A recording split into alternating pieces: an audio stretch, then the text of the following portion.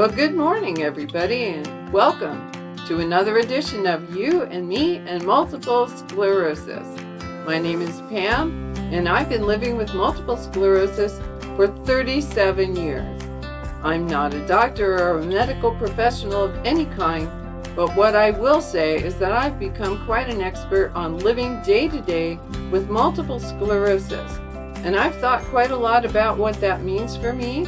And I wanted to share some of the things that I've been thinking about and some of the things that I've discovered. Well, today I was thinking about something that I want to call things I left behind. And I'm going to give you a few examples of what I'm talking about and see how many of these you can relate to. Well, first of all, I left behind taking long walks. I love doing that. My husband and I, for a number of years, would go to all the small towns in Washington and Oregon, British Columbia, elsewhere, even Hawaii we did one, and just take guided walks that were usually about 10 kilometers, which is 6.2 miles, and we would get to know every little town along the way and just see the really interesting features of all the places that we walked. Plus, it was good exercise. Well, quite clearly, even though I can still walk, even with a cane, there is no way I could walk 10 kilometers anymore. I'd be happy if I could do half a kilometer. So, no, I've given that up. I don't do that anymore. I have left behind taking the long walks, but I still want to be out and see the beauty of the world. And one way that we've done that is that a couple of years ago, we purchased a cabin that's off the grid, though it's near town and it doesn't take that long for us to get there. It's really quite remote and off on a primitive road. That came our way before this latest real estate spike in prices, because I don't think we could afford to do it now. But we are really enjoying being up there. I can, with my cane, walk a little around the property. We have a rocking chair. I can sit on the front porch and look out across the valley and Mount Adams across the way. It's really quite lovely.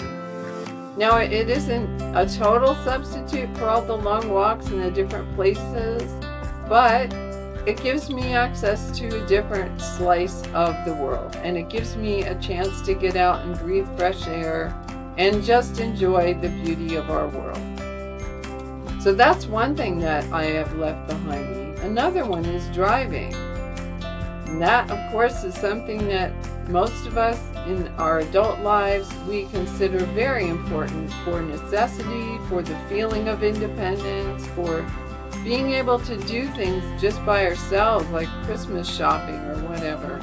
But I gave up driving voluntarily on my dad. I just became very conscious of the fact that I couldn't see as well as I used to. My ability to judge distance wasn't as good as it used to be. My reaction time was slower.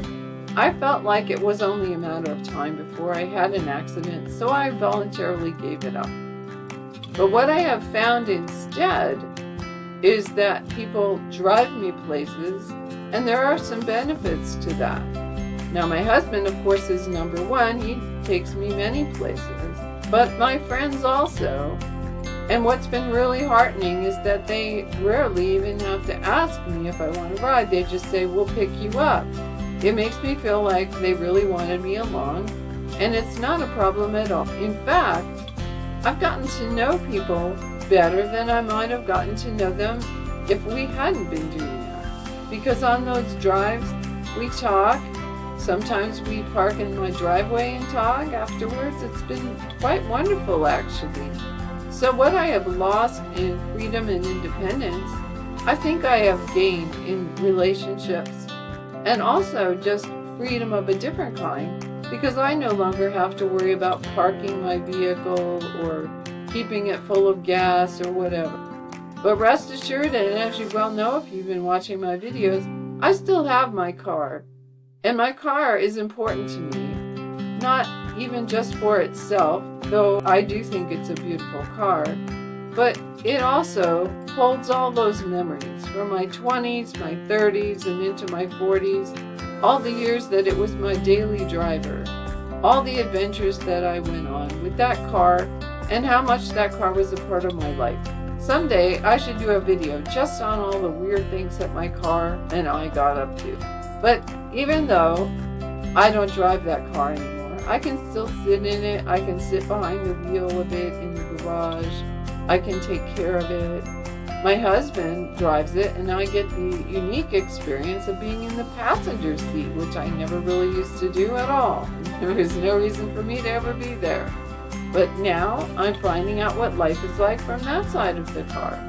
And we've been in parades, and we've done car shows. It's really, really exciting and fun. Another thing that I have left behind is working for pay. And that was a big part of my life. Of course, all my adult life I had jobs, but the one that was my main job after I got out of college, I held that job for 24 years. The work itself was fun and rewarding, but the people were really the main reason I loved that job so much. It felt like family. And to give you an example of that, my husband and I decided that we would move from the western part of the country in Washington over to upstate New York so that we could be closer to my mom, my brother, my sister, and his sister and brother-in-law. We had to pack up the moving van and get the boxes ready for the movers to take out to the truck. And then the plan was we were going to go to our friend's house and spend the night. Well, she gathered a whole bunch of my former employees to wait for me so that they could say goodbye and wish me well. It was very heartwarming, especially given that we were 2 hours later than we had planned to arrive because the moving thing took longer than we thought. But it was amazing how many people stayed anyway, even with the 2 hours of waiting. And it was so touching. It was just amazing. And what it tells me is how much that job really meant, even beyond the work itself. A lot of those people are still my friends, and friends in a different way, because when you're their boss, well, you never really know, do you? You never really know if they're nice to you because they like you or because they know that you're the one that could put them in for a promotion or a raise. But after you can no longer do anything like that for them, if they still want to be your friend, I guess they must really like you. So that's something that I've only been able to know by not doing paid work anymore. I instead have been doing volunteer work, and I find that very rewarding. And I also got a Master's of Divinity that I just finished up this March, and that was a lot of fun too. I would not have had time for that if I was still doing paid employment. So there you go. I left one part of my life behind, but I moved into another, and I am finding that to be just as rewarding in its own way. And then finally, another thing that I've left behind is that I am no longer going to be a pet owner. Now, we're not quite there yet because we still have our dog. He turned 17 in August, and he's still a going concern in his 18th year of life. But he is slowing down, and I don't know how much longer he'll be with us. But once he's gone, my husband and I have pretty much decided we're not going to have any more pets.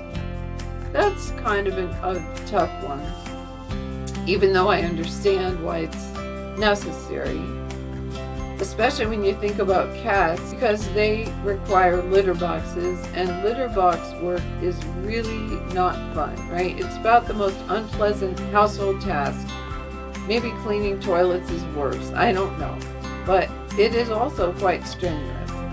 It takes some balance, and it takes a lot more out of me.